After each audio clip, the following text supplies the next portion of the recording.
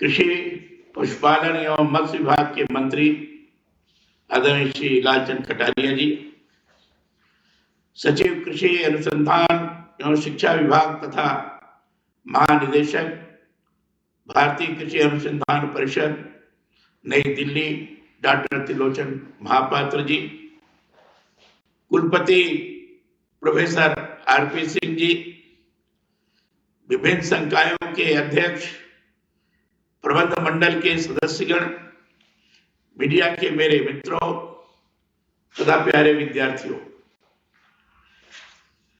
मुझे आजादी के अमृत महोत्सव के शुभ अवसर पर स्वामी केशवानंद राजस्थान कृषि विश्वविद्यालय बीकानेर के इस 18वें दीक्षांत समारोह में वर्चुअल भाग लेकर अत्यंत प्रसन्नता की अनुभूति हो रही है। इस अवसर पर आप सभी को बहुत बधाई और शुभकामनाएं। विश्वविद्यालय के इस दीक्षांत समारोह में आज उपाधि एवं पदक प्राप्त करने वाले छात्र छात्राओं को भी मैं बहुत बहुत बधाई देते हुए उनके उज्जवल भविष्य की कामना करता हूं। मुझे विश्वास है कि विश्वविद्यालय में जो ज्ञान आपने अपनी शिक्षा के दौरान प्राप्त किया है, उसका उपयोग आप देश और प्रदेश के किसानों की सेवा में तत्पर रहकर करेंगे। दीक्षांत समारोह विश्वविद्यालय के इतिहास का भावना प्रधान क्षण होता है। यह शिक्षा का अंत नहीं, बल्कि विद्यार्थियों के जीवन का नया आरंभ है। भले ही इस समय औपचारिक शिक्षा के अंत की घोषणा होती है, परंतु भावी जीवन का प्रवेश द्वार भी है। मेरा यह मानना है कि जीवन में जो सदा सीखने के लिए उत्सुक रहते हैं, वही निरंतर आगे बढ़ते हैं।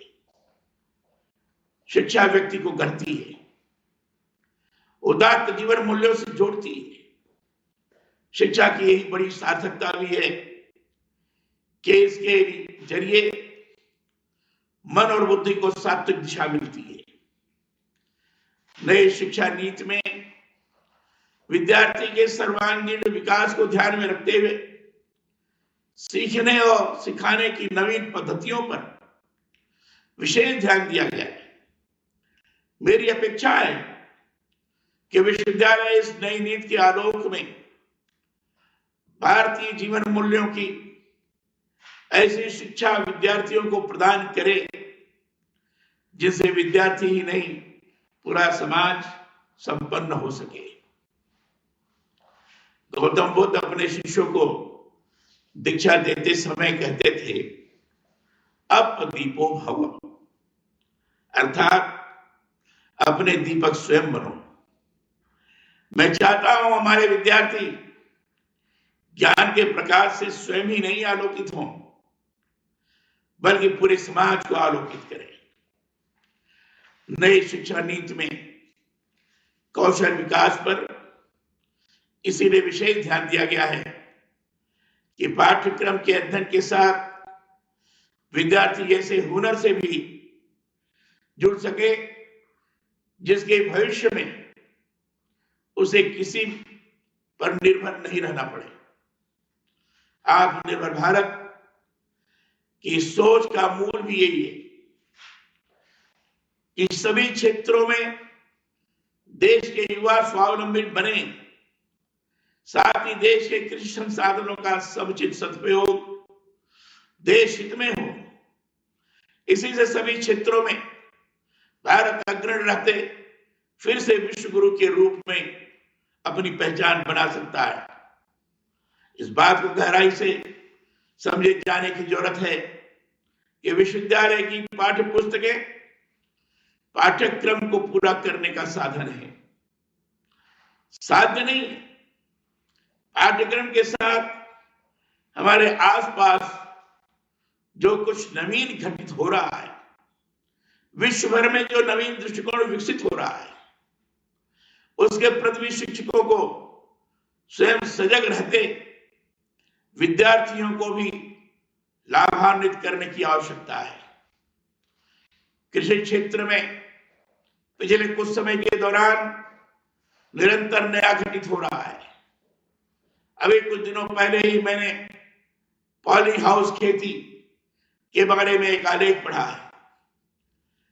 इसके अंतर्गत आप सीजन में भी अन्न तथा सब्जियां आदि उगाने के प्रयोगों के बारे में जानकारी मिली। प्रतिकूल मौसम परिस्थितियों में भी इस तकनीक से बेहतर कृषि उत्पादन प्राप्त करने की सफलता की कहानियां पढ़ने को मिली हैं। मेरा यह मानना है कि लघु स्तर के जो किसान हैं उनके लिए तकनीक वरदान साबित हो सकती है। इसमें फसलों का चुनाव, पॉली हाउस संरचना, बाजार की मांग के अनुसार किया जाता है। परंपरागत फसलों के साथ सब्जियां उगाने में यह खेती पिछले कुछ समय के दौरान बेहद कारगर रही है। मैं चाहता हूं कि आपका विश्वविद्यालय इस तकनीक की व्यावहारिकता का परीक्षण कर किसानों के लिए इसे सुगम कराने की दिशा में कार्य करे।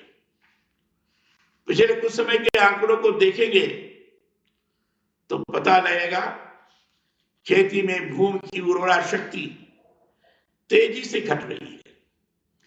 रासायनिक उर्वरक और कीटनाशकों का अंधाधुंध प्रयोग भूमि की उपजाऊ शक्ति को क्षीण कर रहा है।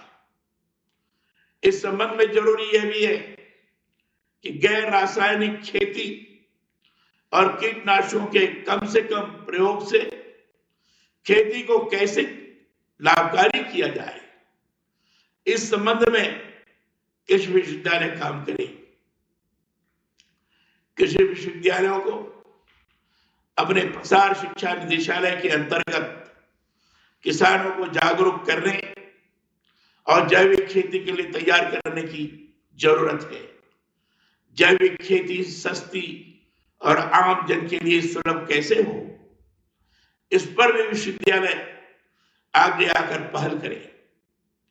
हमारे यहाँ आगम ग्रंथों में आता है, न सुखात लभते सुखम, अर्थात सुख के माध्यम से सुख प्राप्त नहीं किया जा सकता।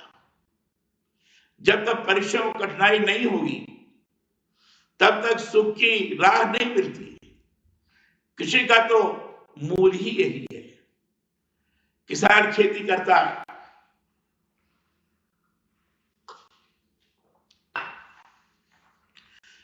किसान खेती करता है, अपने कठिन परिश्रम से खेत की बुआई करता है, सिंचाई करता है, गुड़ाई करता है, फसल आने तक इंतजार करता है और फिर फसल की रक्षा करता है।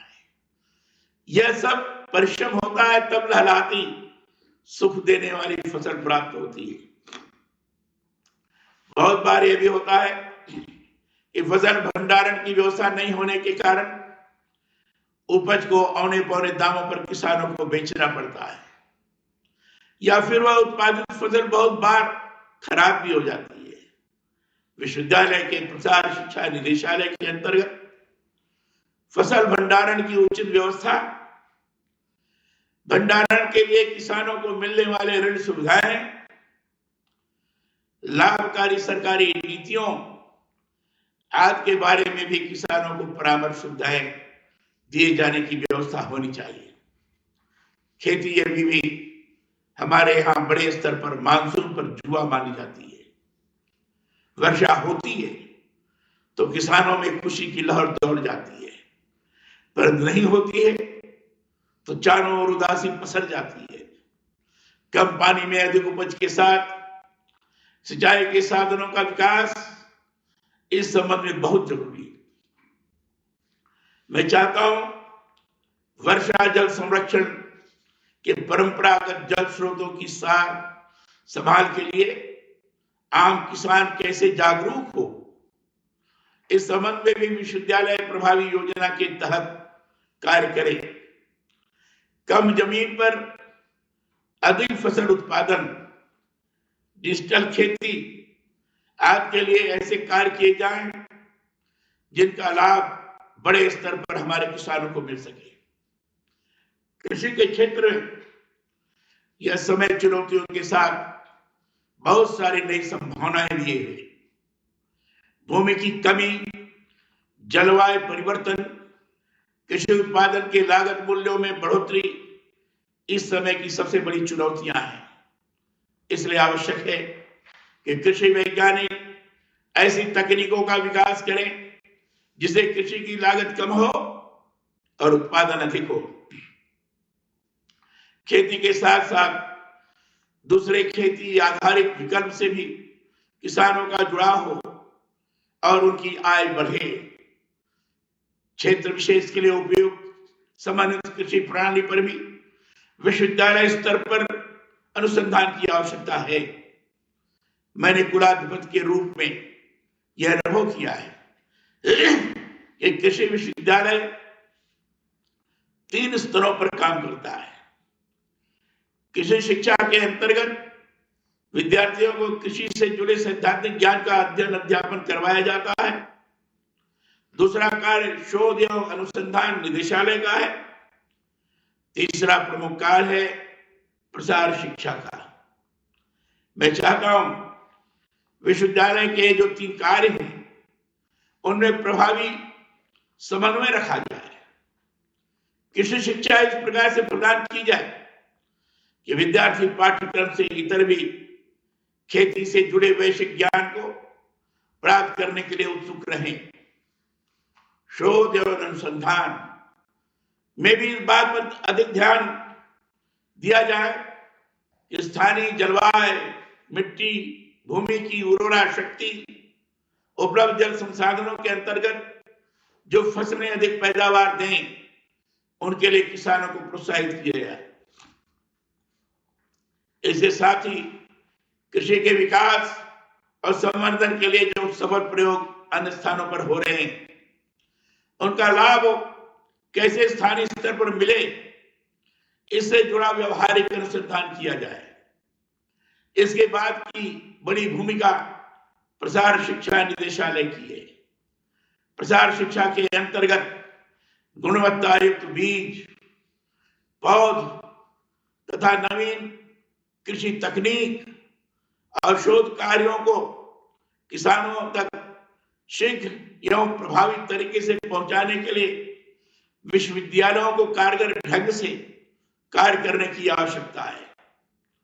वैश्विक बाजार के इस युग में कृषि विश्वविद्यालयों को गुणवत्ता युक्त शिक्षा प्रदान कर कृषि प्रबंधन में योग्य युवाओं को दक्ष करने पर भी अधिकाधिक ध्यान देने की आवश्यकता है। कृषि का जो बदलता हुआ परिवेश है उसमें योग्य एवं तकनीकी रूप से दक्ष युवाओं की ही अधिक आवश्यकता है। मैं चाहता हूं कृषि विश्वविद्यालय कृषि से जुड़े क्षेत्र में सतत विकास के लिए पेशेवर दक्षता बढ़ाने के लिए भी कार्य करें। मुझे बताया गया है कि इस विश्वविद्यालय में भारतीय कृषि अनुसंधान परिषद की रैंकिंग में इस वर्ष प्रदेश में दूसरा स्थान प्राप्त किया है। इसके लिए आप सभी को बहुत बहुत बधाई। उत्कृष्ट शैक्षणिक व्यवस्था के लिए सामुदायिक विज्ञान महाविद्यालय को भी ISO प्रमाण पत्र मिलने, भारतीय कृषि अनुसंधान परिषद की अखिल भारतीय समन्वित बाजरा अनुसंधान परियोजना को बेस्ट परफॉर्मिंग सेंटर घोषित किए जाने, एग्रीकल्चर टुडे ग्रुप द्वारा उद्योग अकादमिक इंटरफेस में आपके व्यवसाय प्रबंधन संस्थान को उत्कृष्टता की श्रेणी में कृषि शिक्षा पुरस्कार से सम्मानित किए जाने जैसे कार्य उत्साहवर्धक है। मुझे इस बात की प्रसन्नता है कि भारतीय कृषि अनुसंधान परिषद की अनुसंधान परियोजनाओं के अंतर्गत पिछले वर्ष में कपास, चना, बाजरा तथा नींबू की 6 उन्नत किस्में राष्ट्रीय स्तर पर सूचित एवं अभिजात कराई गई है। इसके अलावा फसल उत्पादन एवं फसल संरक्षण हेतु 15 नई तकनीकियां आपके यहाँ पर विकसित की गई है। प्रदेश और देश में फसलों के उत्पादन में वृद्धि में इसके लाभकारी परिणाम मिलेंगे, ऐसा मेरा विश्वास है। कृषि आधारित अर्थव्यवस्था की वर्तमान परिस्थितियों में पारंपरिक फसलोत्पादन के साथ साथ बागवानी महत्वपूर्ण सिद्ध हुई है। राजस्थान में फसलों की बेहतर किस्मों का विकास, पुराने बागों का कायाकल्प, कीट व पोषक तत्व प्रबंधन, कटाई उपरांत प्रबंधन, संरक्षित खेती, बागवानी पर इस विश्वविद्यालय के वैज्ञानिक शोध कार्य कर रहे हैं। यह अच्छी बात है, परंतु जो शोध कार्य हो रहे हैं उसका अधिकाधिक प्रसार कर उन्हें किसानों तक पहुंचाया जाना भी चाहिए। मैं दीक्षांत समारोह में बार बार यह दोहराता हूं कि विश्वविद्यालयों का बड़ा कार्य विद्यार्थियों के रूप में जिम्मेदार भावी नागरिकों का निर्माण है। प्रदेश में संविधान पार्कों की स्थापना की पहल हमने इसलिए की है कि संविधान प्रदत्त अधिकारों के साथ ही विद्यार्थियों को अपने मूलभूत कर्तव्यों का भी ज्ञान हो। संविधान हमारा सबसे बड़ा पथ प्रदर्शक है, इसे प्रति सम्मान और जागरूकता जरूरी है। संविधान की संस्कृति के लिए विश्वविद्यालयों में कार्य होगा तो विद्यार्थी अपने अर्जित शिक्षा का व्यवहारिक उपयोग समाज और राष्ट्र निर्माण में कर सकेंगे। दीक्षांत समारोह पर आप सभी को पुनः बधाई। विश्वास है आप सभी के प्रयासों से यह विश्वविद्यालय निरंतर उन्नति की ओर अग्रसर होगा। मेरी स्वस्थ कामनाएं, शुभकामनाएं। जय हिंद, धन्यवाद।